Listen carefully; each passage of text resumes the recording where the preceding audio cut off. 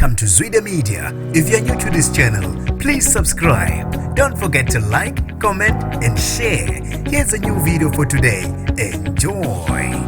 Namanje awukholwa umndeni womculo semncane obulawa ama-security asebhenki amshaye waze washona. Sanibona nginibekelele ngiphinde ngidamukele kuphina kuphi elanibolo khona le video. Mangoqala usijonele elikhasi wamolekela igama lami ngusibonga konke wakandwande Mothanda ungangibeza intatheli ka-YouTube.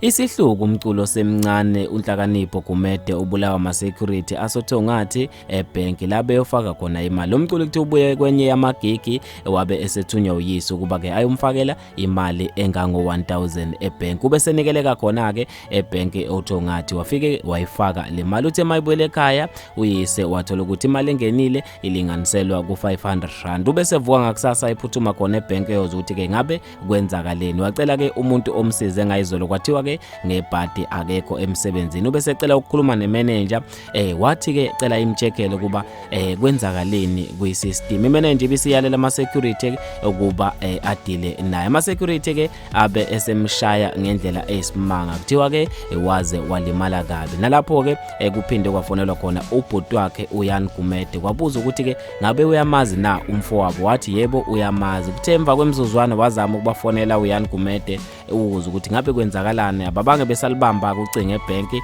nefoni kamfowabo ibingasangeni. Uthi ke usola ukuthi ilapho ke ebebe mshaya khona. Bebe sebephuthuma khona ebhenki bamfica elele kwidamu legazi bamphuthumisa esibhedlela. Nalapho ke afike ashonela khona. Lo mndeni ke uthi ushaqeke kakhulu ngalesigameko ngoba uNhlakanipho bengasiye umuntu onolaka kanye nodlame. Umndeni ukholele ekutheni kube khona bekwenza okungalungile bekumele kubizwe amaphoyisa ambophe bengamshayi beyithathele umthetho ngezandla beze bembulala. Okhulumela eCapitec uChendri Mahlala uthi bamangale kakhulu futhi baphatheke kabi ngesigameko esithe senzeka kwi-branch yabo yakaCapitec. Okhulumela amaphoyisa uColonel Thembeka Mphele usiqinisekisile lesigameko wabe sesho ukuthi amaphoyisa noma lama security aboshiwe futhi ke azovela enkantolo. Bafethu ke indaba lezi ezibhlungu ngendlela emangalisayo. Ngizofisa ukwazi ukuphawula kwakho ngalo lo daba. Mina njengentatheli ka-YouTube sengiyaphela ahlangane kwi-comment section.